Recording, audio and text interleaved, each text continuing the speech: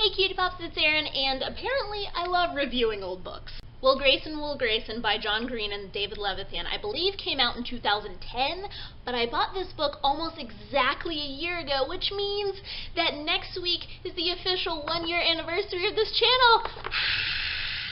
I'll do something special, I promise. As always, the first part of this review is spoiler-free, and then the last part isn't, so let's get started. Will Grayson is about two boys who meet up one night by chance or by fate, however you want to call it, and they realize that they have the same name. And from then on, their lives are changed forever and they learn more about each other. One, Will, is narrated by John and the other one is narrated by David. And they switch off in between chapters and they meet up in the middle of the book. I'm going to give this book a solid 3.6 out of 5 stars, only because the first 100 pages I was like, where is this going? I don't know what's happening. But after the boys meet up, the story really takes off. If you like contemporary stories that focus more on friendship and are average, everyday struggles, then you'll really love this. It also has theater kids. It also has many LGBT conversations and main characters, and I think that's really important. Though there is some romance, it isn't like a whirlwind and then they fall in love type of story. It's more like the realistic version of how relationships go in high school. And now for spoilers! I should have a theme song for this channel. That's a thing to work on for our 1-year anniversary. A song for spoiler time. I am on a quest to read all of the John Green novels.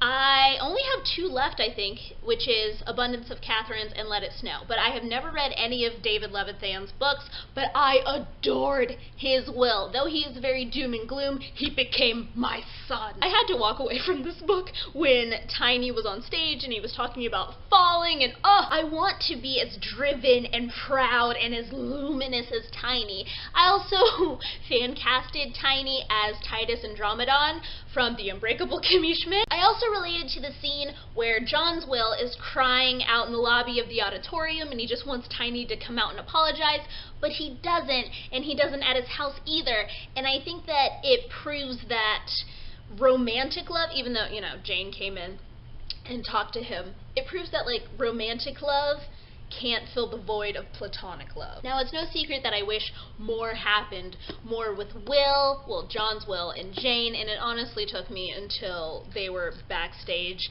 at the play to realize that, you know, he really did like her and he wasn't just bored. But I also wish that more happened with David's Will and Tiny. I'm speaking romantically, but I guess it's not about that. I guess it's about the pressure that we put on others to be everything and the pressure that we put on ourselves to be everything and how we're scared that we can't be that because it's unrealistic. I feel like this shines a light on the pressure that teens and us young people put on ourselves to have this epic whirlwind romance and to find our perfect person and to find our perfect best friend. And if it didn't work out with them, then there must be something wrong with me. And that also takes us back to that awesome trial and error scene.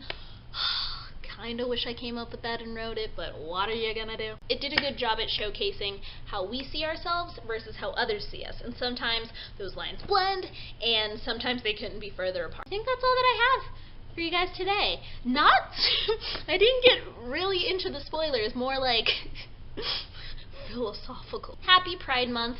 Try to stay safe and help each other out. I love you lots, and I'll see all of you lovely people next week. Bye!